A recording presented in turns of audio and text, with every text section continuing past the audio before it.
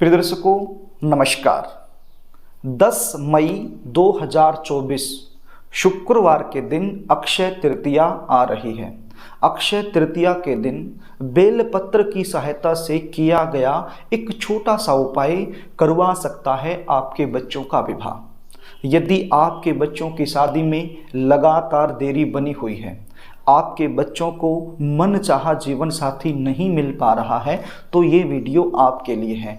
आज मैं आपको जल्दी शादी होने का एक ऐसा सरल उपाय बताने वाला हूँ। यदि ये उपाय आपने समझ लिया और मेरे द्वारा बताए गए तरीके से अक्षय तृतीया के दिन कर दिया, तो यकीन मान के चलिए आपके बच्चों की शादी के लिए कोई ना कोई अच्छा प्रस्ताव जरूर आएगा और शादी फिक्स हो जाएगी। ये उपाय यदि बच्चे खुद करना चाहें तो खुद भी कर सकते हैं, लेकिन मुझे पता है आजकल के बच्चों के पास उपाय करने के लिए समय नहीं होता है। वो अपने जॉब में, अपने व्यापार में, अपनी एजुकेशन में इतने ज़्यादा व्यस्त होते हैं कि वो उपाय नहीं कर पाते हैं। तो ऐसी सिचुएशन में माता पिता अपने बच्चों के शीघ्र विवाह के लिए ये उपाय जरूर करें। बच्चों की उम्र शादी के लायक हो जाए और किसी कारण से उनकी शादी में लगातार देरी बनी रहे, तो ऐसी सिचुएशन में बच्चे तो परेशान होते ही हैं, लेकिन बच्चों से कहीं ज़्यादा परेशान माता पिता हो जाते हैं। क्योंकि हर माता पिता यही चाहता है कि बच्चों की शादी समय पर हो जाए, उनका घर बस जाए, उनको एक ऐसा जीवन साथी मिल जाए जो जीवन भर उनका साथ निभा सके। लेकिन कई बार जन्म कुंडली में ग्रह और नक्षत्रों के कुछ ऐसे दुर्योग बन जाते हैं जिसके चलते विवाह में लगातार विलंब होता रहता है। रिश्ते आएंगे, बातें चलेंगी, लेकिन कोई भी रिश्ता फाइनल तक नहीं पहुंच पाएगा। और यदि कई बार रिश्ता फाइनल हो भी जाए तो बिल्कुल अंत में जाकर के कोई ना कोई ऐसी बात निकल कर सामने आएगी जिसके चलते रिश्ता टूट जाएगा। कभी लड़की वाले बना कर देंगे, कभी लड़के वालों की तरफ से ना हो जाएगी। देखने वाले आएंगे, देख करके चले जाएंगे। हमें ऐसा लगेगा कि अब की बार तो रिश्ता फाइनल हो जाएगा, सारी बातें पक्की हो जाएंगी, लेकिन नहीं हो पाएगा। किसी भी प्रकार का पॉजिटिव रिप्लाई सामने से आपको मिल नहीं पाएगा। कुछ ऐसे रिश्ते आएंगे जो आपके लेवल के नहीं हैं, आप अपनी तरफ से मना करते रहोगे, और कोई ऐसा रिश्ता जो आपको पसंद है, आपके लेवल का है, आप करना चाहते हो, तो वो रिश्ता सामने से पक्का नहीं हो पाएगा। जबकि आपके बच्चे दिखने में भी सुंदर हो सकते हैं, अच्छी खासी उनकी जॉब भी हो सकती है, अपना व्यापार यानी अच्छा खासा वो पैसा कमा रहे हैं, लेकिन फिर भी शादी में लगातार देरी बनी रहती है। तो प्रिय दर्शकों, यदि आप लोगों के साथ भी ये सिचुएशन बनी हुई है तो चिंता करने की आवश्यकता नहीं है। 10 मई 2024 शुक्रवार के दिन अक्षय तृतीया आ रही है और जो उपाय मैं आपको बताने वाला हूं, ये उपाय आपने इसी दिन कर देना है।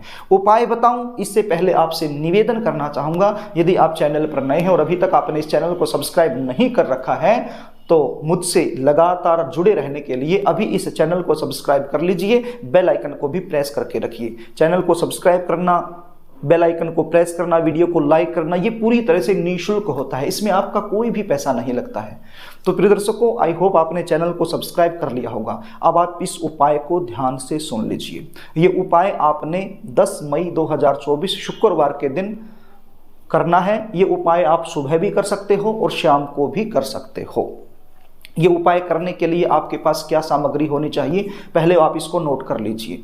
आपके पास लगभग आधा लीटर दूध होना चाहिए। क्या होना चाहिए? लगभग आधा लीटर दूध होना चाहिए। गर्म दूध नहीं चलेगा, ठंडा दूध आपके पास होना चाहिए। थोड़े से काले तिल आपके पास होने चाहिए, लगभग मुट्ठी भर काले तिल आपके पास होने चाहिए। और आपके पास बेलपत्र होने चाहिए। बेलपत्र कितने होने चाहिए? आपके बच्चे की उम्र के अनुसार आपके पास बेलपत्र होने चाहिए। मान लीजिए आपका जो बच्चा है वो 25 साल का हो चुका है, 26वें साल में चला हुआ है तो 26 बेलपत्र। यदि 30 का होकर के 31वें में चला हुआ है तो 31 बेलपत्र।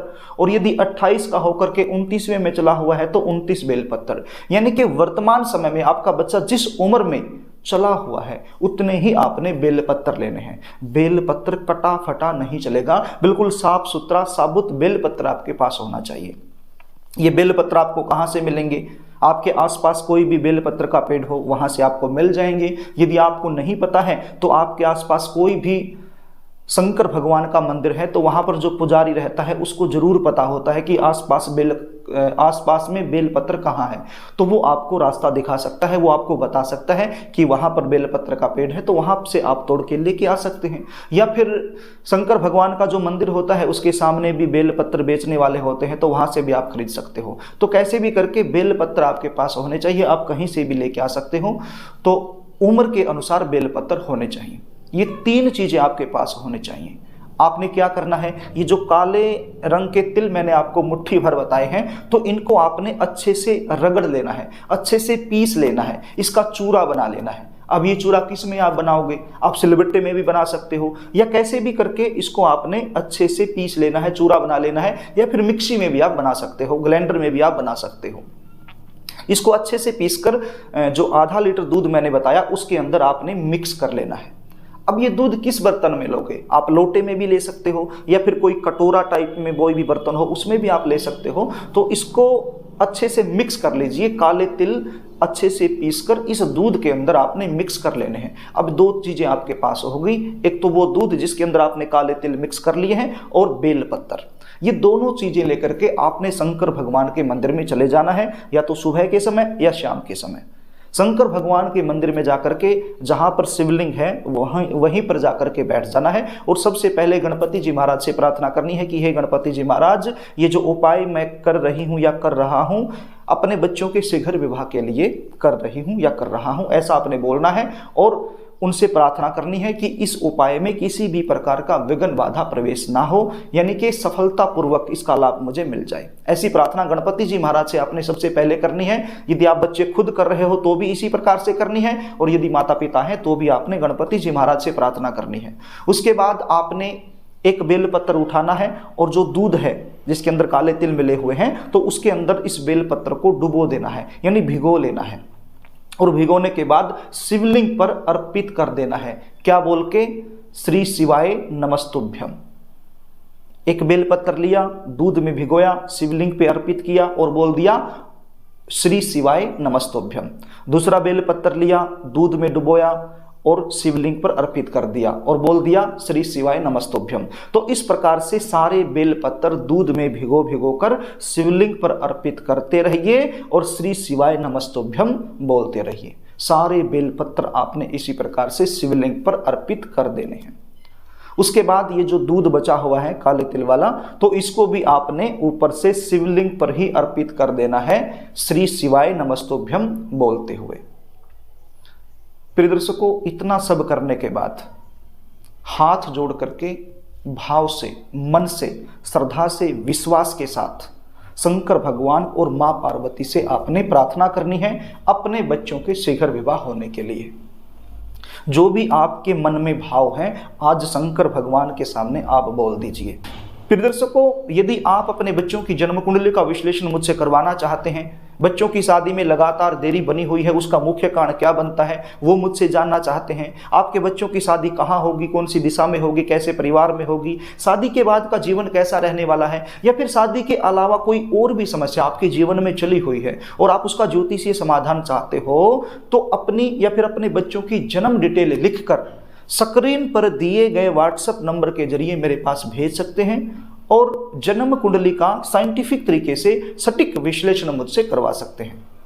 जन्म कुंडली विश्लेषण की हमारी फीस होती है, वो फीस आपको पे करनी होती है, उसके बाद संपूर्ण जानकारी आपको दे दी जाती है। तो प्रिय दर्शकों, यदि कार्यक्रम आपको अच्छा लगे तो इस वीडियो को लाइक करना, इसको शेयर भी करना ताकि पुण्य के भागीदार बन जाएं। कमेंट बॉक्स में श्री शिवाय नमस्तुभ्यम जरूर लिखना या फिर ओम नमः शिवाय जरूर लिखना। यदि आपको हमारे द्वारा दिए गए कार्यक्रम अच्छे लगते हैं तो चैनल को सब्सक्राइब जरूर कर लेना। आज के लिए बस इतना ही, आगे फिर मिलेंगे, तब तक के लिए नमस्कार।